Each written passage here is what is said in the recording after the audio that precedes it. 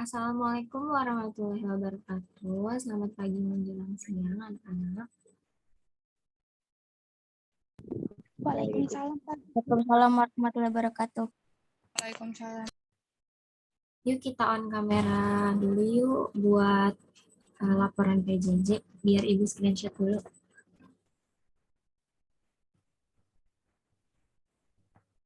Yuk di on kamera dulu ya. Najma, Ana, Kaila, Mahmuda, Ika, Zevanya, Fatima, Regina, Faiz, Eka, Nurul. On kamera dulu ya. Nabila, Anissa Fitria,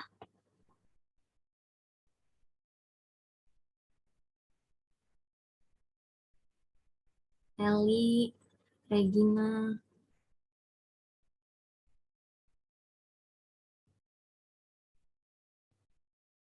Lailatul Jannah, Nisa Fitria, on kamera dulu ya. Kalau nggak on kamera nanti nggak dianggap hadir sama Bu Esther.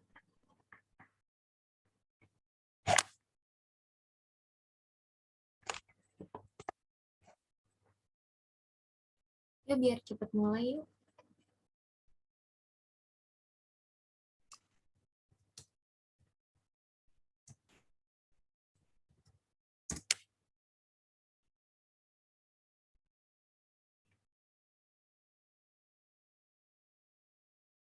Nurul Aziza, Najma, Ana, Kaila,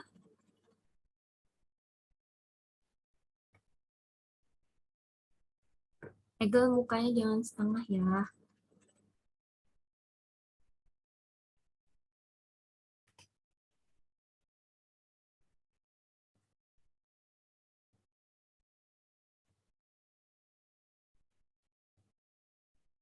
Ya udah saya foto sekarang ya. 1, 2, 3.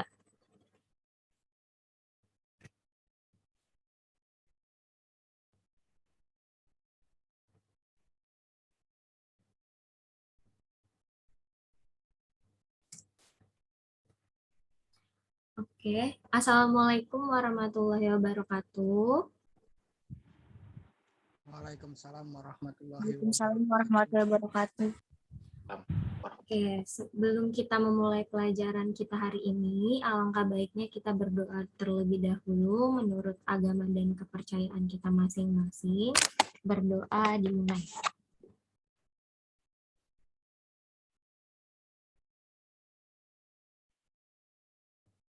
Selesai. Oke, hari ini kita akan masuk pada materi definisi dan tahapan dari pengadaan pegawai. Sebelum itu Ibu akan absen terlebih dahulu ya.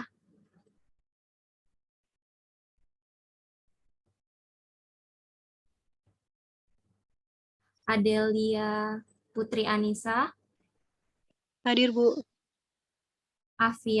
Afiantika Salimah, Hadir, Bu. Ahmad Fawas, izin ya.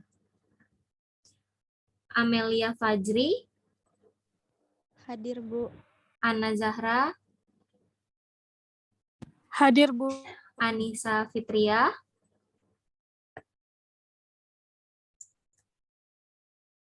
Deltika Sibarani, Hadir, Bu. Dinda Riani, Diva, Hadir, Bu. Ramdhani, Eka Hadir, Bu. Aulia, Hadir, Bu. Eli Novita, Hadir, Bu. Ervia Rizky, Hadir, Bu. Fatima Zahra, Hadir, Bu. Jihan,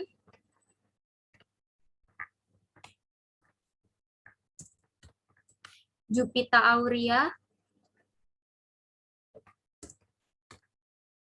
Kaila Syahrani,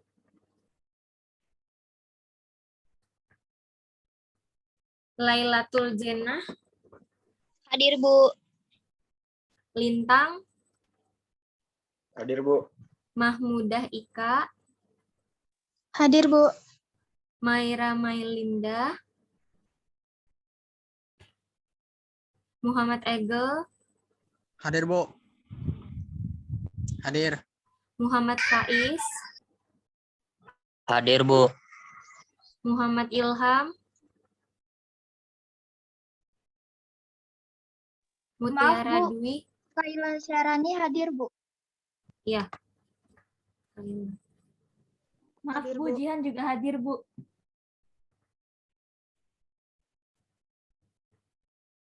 Mutiara Dwi, Hadir, Bu.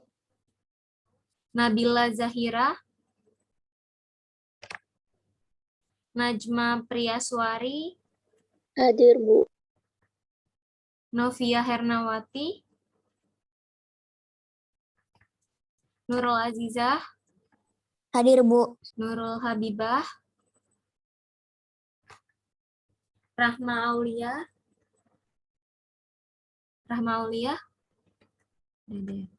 Rahmah, Regina Cahyani, Hadir, Bu. Regina Padilla, Hadir, Bu. Reza Fajar, Zevanya Oktaria, Hadir, Bu. Andias Nafa, Hadir, Bu. Ibu ulang lagi ya yang tadi belum hadir mungkin.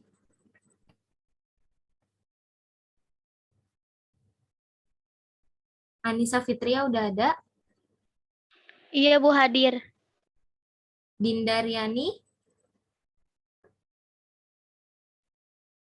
Jupita Aurea,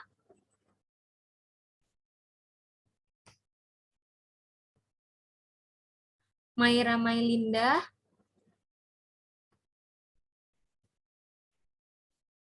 Muhammad Ilham,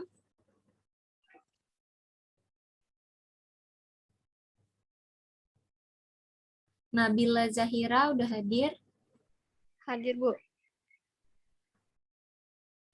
Novia Hernawati, Nurul Habibah udah hadir, Hadir, Bu. Rahma Aulia, Rahmah, Reza Fajar udah hadir. Tapi sinyalnya jelek. Oke, kita langsung masuk ke materi ya.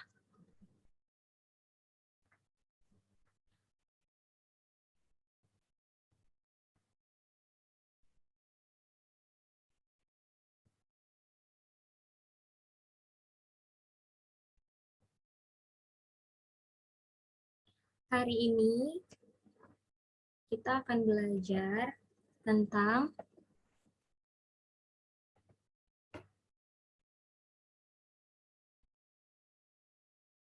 definisi dan tahapan dari pengadaan pegawai.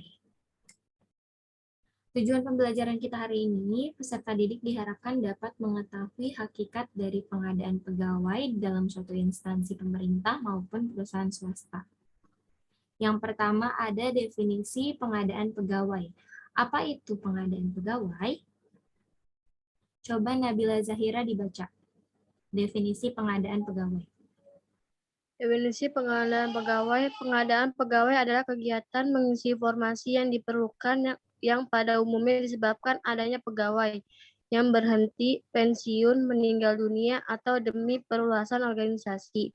Kegiatan pengadaan pegawai harus dilaksanakan sesuai dengan kebutuhan, baik mutu, jumlah, maupun kompetensi jabatan. Pengadaan pegawai di perusahaan swasta biasanya menjadi tugas dan tanggung jawab bagian kepegawaian. Walaupun penyebutan bagian tersebut dapat berbeda, namun tugas pokok dan fungsinya adalah sama, yaitu menyelenggarakan pengelolaan pegawai untuk organisasi. Ya, jadi pengadaan pegawai itu merupakan sarana atau biasanya dalam suatu organisasi itu kan pasti ada yang sudah pensiun, yang sudah tua, dan untuk misalnya juga ada organisasi yang kemudian membuka cabang baru, kemudian memerlukan anggota-anggota pegawai yang lain kan. Nah, oleh sebab itu diperlukannya pengadaan pegawai. Nah, kalau untuk di pegawai organisasi biasa atau di luar kepemerintahan biasanya diurus oleh bagian kepegawaian langsung. Berbeda apabila di ASN atau pegawai negeri sipil, biasanya untuk pengadaan pegawai ini dilaksanakan melalui seleksi yang kita tahu sama-sama dilaksanakan. Selanjutnya,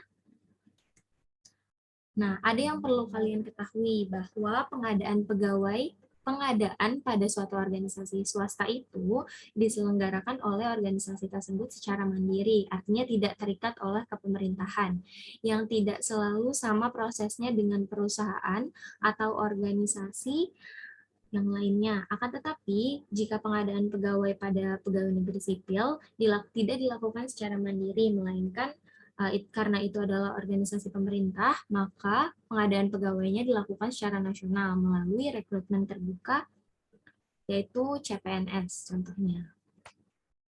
Yang kedua, ada tahapan dari pengadaan pegawai. Bagaimana sih tahapan dari pengadaan pegawai itu? Ada 4 tahapan dalam pengadaan pegawai. Yang pertama, perencanaan kebutuhan. Yang kedua, rekrutmen pegawai. Yang ketiga, seleksi pegawai. Dan yang keempat, pengangkatan, orientasi, dan juga penempatan. Coba dibaca Lintang, tahap pengadaan pegawai yang pertama, yaitu perencanaan kebutuhan. Tahap pengadaan pegawai. Yang pertama, perencanaan kebutuhan. Jumlah pegawai di suatu perusahaan atau organisasi bersifat fluktuatif atau berubah. Terkadang kekurangan pegawai, terkadang cukup, dan dapat juga berlebih. Pegawai dapat berkurang karena pengunduran diri, meninggal dunia, pindah kerjaan, atau karena pemutusan hubungan kerja. Oleh sebab itu, diperlukan personel yang sesuai untuk mengisi kembali jabatan yang ditinggalkan. Jika bagian kepegawaian menyatakan perusahaan perlu menambah pegawai, perencanaan pegawai harus menghitung dan mempertimbangkan apakah kebutuhan tenaga kerja tersebut penuh waktu atau paruh waktu. Nah, jika jumlah pegawai di suatu perusahaan itu berubah, maka perusahaan pasti membutuhkan pegawai baru untuk memenuhi tugas-tugas yang kosong tadi kan. Makanya diperlukan yang namanya perencanaan kebutuhan dari pegawai. Apabila suatu saat nanti ada yang pensiun atau mengundurkan diri, meninggal dunia, atau memutuskan untuk pindah kerjaan dan sebagainya. Selanjutnya, yang kedua ada tahap pengadaan pegawai yang kedua, yaitu rekrutmen pegawai. Coba dibaca Anissa Fitria pengertiannya. Rekrutmen pegawai. Rekrutmen adalah proses menarik pelamar pekerjaan menggunakan metode perekrutan dengan mengumpulkan para pelamar pekerjaan untuk diseleksi dalam upaya memenuhi kebutuhan pegawai pada suatu perusahaan atau organisasi. Tujuan dari proses rekrutmen ini adalah untuk mendapatkan calon pegawai. Pihak manajemen dapat memilih atau menyeleksi calon sesuai dengan kualifikasi yang dibutuhkan oleh perusahaan atau organisasi. Nah, tujuan dari rekrutmen pegawai ini adalah untuk mendapatkan calon pegawai. Nah, pihak manajemen nanti tugasnya adalah menyeleksi calon pegawai yang memenuhi kualifikasi yang dibutuhkan oleh perusahaan tersebut di bidang kerja yang dibutuhkan oleh organisasi atau instansi perusahaan tersebut. Nah, ada proses proses rekrutmen dapat dilakukan dengan 3 langkah. Yang pertama adalah sourcing proses, adalah proses untuk mendapat pelamar sesuai dengan kebutuhan yang didapat dari sumber-sumber yang tersedia, baik internal maupun eksternal. Yang kedua ada selection process atau proses untuk menyaring pelamar dan menjadikannya sebagai kandidat yang sesuai dengan kriteria yang telah ditentukan. Yang ketiga ada user process, yaitu proses mencari orang yang tepat sesuai dengan posisi yang tersedia yang diperoleh dari kandidat yang lolos dari seleksi tadi. Kemudian tahap ini dilakukanlah wawancara, tes kesehatan, tes administrasi, dan juga orientasi bagi karyawan yang telah lolos rekrutmen tadi. Nah, dalam proses rekrutmen ada beberapa hal yang perlu mendapat perhatian khusus loh. Apa aja itu? Yang pertama adalah nepotisme. Kita pasti sering sekali mendengar kata nepotisme. Nepotisme adalah proses rekrutmen terhadap anggota keluarga, kroni, teman separtai, sesuku, dan seagama. Sejumlah perusahaan mempunyai kebijakan yang melarang merekrut pegawai berdasarkan kedekatan relasi ataupun hubungan keluarga. Kebijakan anti-nepotisme ini bertujuan untuk menghindari perilaku yang tidak etis, korupsi, maupun penyalahgunaan wewenang dalam suatu perusahaan. Misalnya ayah kita itu bekerja di dalam suatu instansi, kemudian karena kita anaknya, kita diajak untuk bergabung ke perusahaan, tapi tetap harus melalui jalur seleksi, tidak boleh semerta kita mengundang dia terus kemudian kita menerimanya langsung itu. Karena tindakan tersebut termasuk ke dalam tindakan nepotisme. Yang kedua adalah diskriminasi. Perusahaan milik keluarga atau perorangan memiliki kebebasan dalam melakukan rekrutmen dan juga seleksi. Tetapi bagi perusahaan yang telah go public dan perusahaan negara atau lembaga pemerintah, hal tersebut dilarang. Pimpinan melarang tindakan diskriminasi. Hal ini disesuaikan dengan pasal 28 Undang-Undang Dasar tahun 1945 bahwa setiap orang berhak untuk kerja dan mendapatkan imbalan yang diperlakukan secara adil. Undang-Undang Nomor 13 Tahun 2003 tentang Ketenagakerjaan juga menyatakan bahwa setiap tenaga kerja memiliki kesempatan yang sama tanpa diskriminasi untuk memperoleh suatu pekerjaan. Ada dua metode yang dilakukan dalam rekrutmen, yaitu metode tertutup dan juga metode terbuka. Coba dibaca pengertiannya Lailatul Jannah. Silakan dibaca. Metode tertutup adalah metode penarikan pegawai yang hanya diinformasikan kepada para pegawai atau orang tertentu. Metode terbuka adalah metode penarikan pegawai yang diinformasikan secara luas kepada masyarakat dengan cara memasang iklan di media massa, cetak, ataupun elektronik.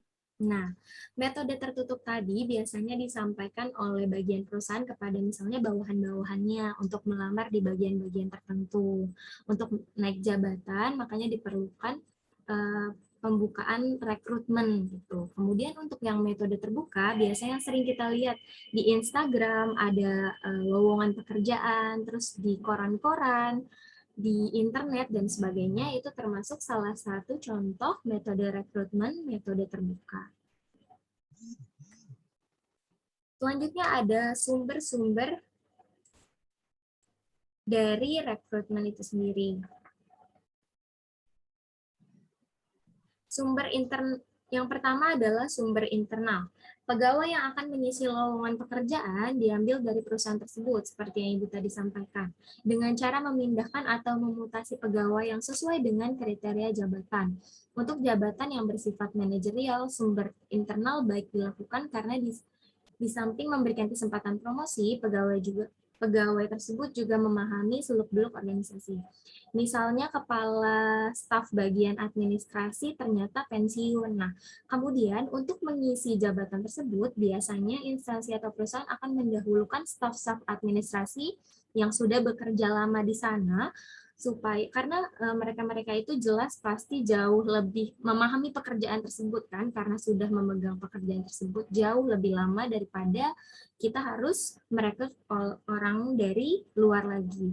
Yang kedua, ada sumber eksternal. Pegawai yang akan mengisi jabatan yang dibutuhkan berasal dari sumber-sumber tenaga kerja di luar organisasi yang direkrut dengan cara iklan di media massa, internet, menggunakan headhunter, outsourcing, job fair, bursa kerja khusus, dan lainnya. Misalnya ada satu bagian yang kosong tapi pegawai-pegawai yang lain tidak memenuhi kualifikasi untuk mengisi jabatan tersebut. Maka perusahaan akan membuka lowongan pekerjaan untuk pihak eksternal agar pihak eksternal yang memiliki kualifikasi yang sesuai dapat mengisi jabatan tersebut. Ada beberapa kendala yang dihadapi dalam melaksanakan rekrutmen. Boleh dibaca Muhammad Egel.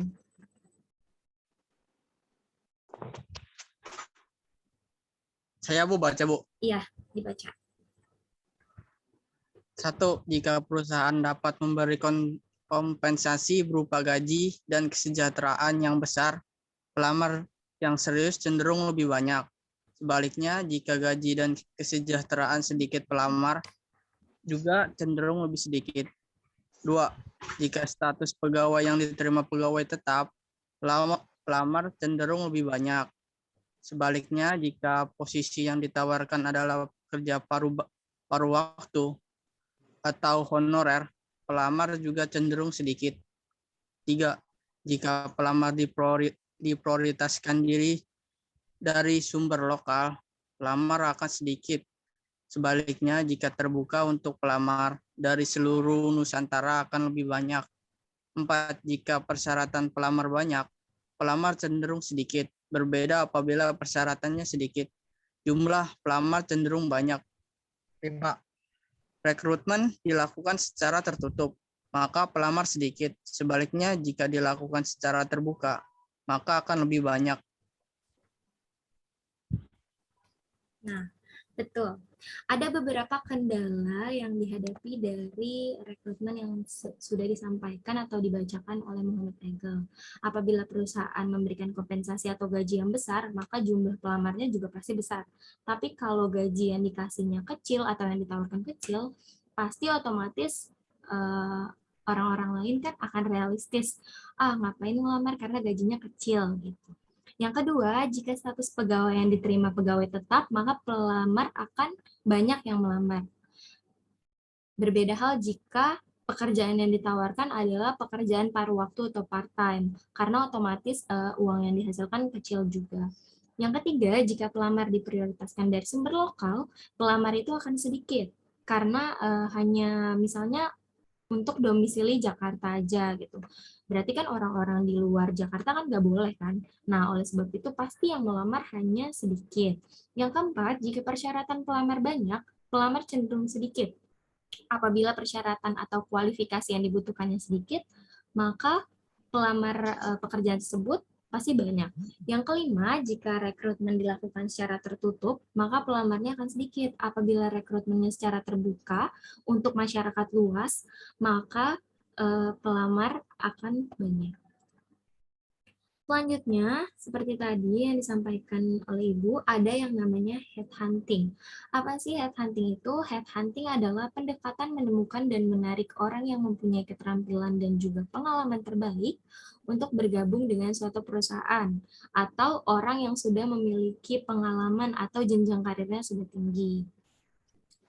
Selanjutnya ada proses rekrutmen dari headhunting. Nah, perusahaan klien memerlukan, misalnya perusahaan kita memerlukan rekrutmen pegawai. Nah, maka headhunting tadi akan mencari kandidat yang cocok melalui pangkalan data atau database yang mereka punya. Nah, perusahaan headhunting mengontak kandidat yang cocok, kemudian mewawancarai kandidat yang cocok, kemudian menyusun daftar kandidat yang sesuai, kemudian menyampaikan kepada kita kandidat yang sesuai untuk perusahaan kita itu yang mana.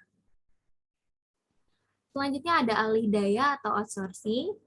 Masih kita sering dengar yang namanya outsourcing, tapi mungkin nggak tahu artinya outsourcing itu apa. Nah, definisi dari outsourcing adalah salah satu kebijakan perusahaan, yaitu mengalihdayakan sumber-sumber perusahaannya kepada pihak ketiga dengan tujuan untuk mempertahankan keuntungan dan juga keunggulan kompetitifnya. Dengan mengalihdayakan tenaga kerja kepada mitra, perusahaan tidak perlu lagi merekrut tenaga sendiri, tapi menggunakan tenaga kerja perusahaan alih-daya untuk mengerjakan pekerjaan tertentu. Pada umumnya, tenaga kerja yang dapat dialihkan adalah satuan pengaman atau satpam, layanan kebersihan atau OB, catering, dan juga penitipan anak. Walaupun saat ini banyak digunakan oleh perusahaan swasta, tapi outsourcing juga tetap digunakan di organisasi atau instansi pemerintah. Ada beberapa keuntungan dari outsourcing, diantaranya menghemat biaya waktu dan juga tenaga. Yang kedua, perusahaan dapat berfokus pada aktivitas inti usaha, kualitas layanan yang jauh lebih baik, mempercepat sampainya produk ke pasar, mendorong inovasi baru, mendapat akses keterampilan khusus, tanggung jawab kontrak membuat resiko pekerjaan yang jauh lebih kecil. Nah, ada tahapan pengadaan pegawai yang terakhir, yaitu seleksi pegawai. Coba dibaca Ahmad Fawaz. Tahapan pengadaan pegawai. Seleksi pegawai. Seleksi adalah proses memilih satu atau sejumlah pelamar terbaik dari lamaran yang masuk dengan mempergunakan kriteria seleksi. Untuk mendapatkan pegawai yang berkualitas dan sesuai kebutuhan, seleksi pegawai harus dilaksanakan secara sistematis. Seleksi merupakan hal yang sangat penting. Kesalahan dalam proses seleksi dapat berakibat buruk bagi organisasi di kemudian hari. Misalnya adanya pegawai yang tidak disiplin, etos kerja rendah, muncul bibit-bibit korupsi dan tindak kriminal lainnya akibat dari kesalahan dalam proses seleksi. Nah, Terima kasih. dalam pelaksanaan seleksi pegawai ini, kenapa kita membutuhkan yang namanya seleksi pegawai? Karena kita harus bisa untuk mempertimbangkan apakah pegawai ini di kemudian hari akan menyebabkan masalah bagi perusahaan kita, apakah pegawai ini memenuhi kualifikasi, bagaimana etos kerjanya, pengalaman kerjanya. Nah, itu harus dipertimbangkan. Makanya di dalam suatu perusahaan diperlukan yang namanya seleksi pegawai. Nah, ada beberapa proses untuk seleksi pegawai. Coba dibaca Fatima Az-Zahra, proses seleksi pegawai. Fatima Az-Zahra ada? Iya, Kalau Bu, ada. ya, silakan dibaca. Proses seleksi pegawai. Yang pertama, menyusun tim seleksi. Dapat terdiri atas manajer kepegawaian, psikologi pegawai, ahli psikometrik, dan manajer fungsional lainnya. Dapat ditambah sesuai dengan kebutuhan. Yang kedua, menyusun kriteria seleksi. Diperlukan kriteria pelamar seperti kriteria administratif, tes pendukung atau bahasa, psikologi, kesehatan, dan lain-lainnya. Kemudian, wawancara. Yang ketiga, menambulasi data para pelamar adalah menggolongkan para pelamar berdasarkan karakteristik demografinya. Contohnya dikelompokkan dari tingkat pendidikan, pengalaman, jenis kelamin, dan sebagainya. Yang keempat, melakukan seleksi administratif untuk menentukan apakah pelamar memenuhi persyaratan seperti pendidikan, pengalaman kerja, referensi, umur, foto, dikirim, dan sebagainya. Ada beberapa proses dalam seleksi pegawai yang telah disampaikan oleh Fatima Zahra.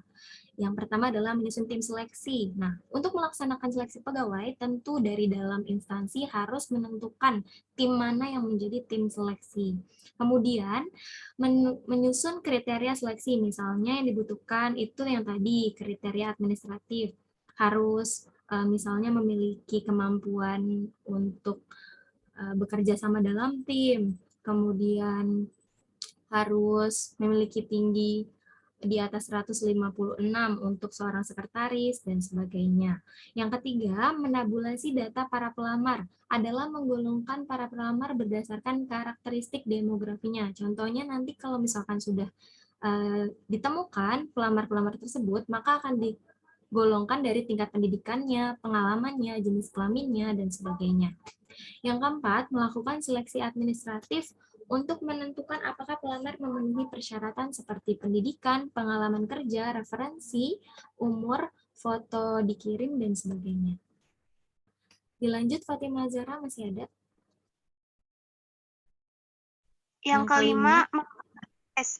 Tes dilakukan terhadap pelamar yang telah memenuhi syarat administratif. Para pelamar mengikuti dengan bahan, tempat, dan semua persiapan yang diperlukan dalam tes termaksud orang lain pegawai jalannya tes. Tes adalah alat untuk mengukur berbagai aspek dari para pelamar supaya mengetahui kompetensinya. Hasil tes akan dinilai, dihitung skornya, dan diumumkan. Yang keenam, melakukan wawancara. Hal yang perlu dipersiapkan tim seleksi sebelum melakukan wawancara adalah tujuan wawancara, ruang dan peralatan wawancara, serta grafologi. atau ilmu mengenai sistem tulisan tangan, menganalisis tulisan tangan seseorang. Yang ketujuh, uji kesehatan untuk menjaring informasi mengenai kesehatan pelamar dan dilakukan oleh dokter kesehatan, baik kesehatan fisik dan jiwa, tes narkoba, atau minuman keras. Yang ke-8, melakukan pengumuman hasil seleksi, yaitu berupa kelulusan pegawai. Nah, betul. Yang kelima adalah melakukan tes. Tes dilakukan terhadap pelamar yang telah memenuhi syarat. Ketika pelamar tersebut sudah lolos seleksi administrasi, maka pelamar tersebut akan mengikuti kegiatan tes selanjutnya yang akan disiapkan oleh instansi atau perusahaan. Yang selanjutnya, jika sudah lolos tes, maka akan melakukan kegiatan wawancara. Setelah lolos wawancara, biasanya akan diadakan uji kesehatan untuk misalnya pegawai ini dia punya riwayat penyakit apa dan sebagainya. Kemudian setelah semuanya direkap, diseleksi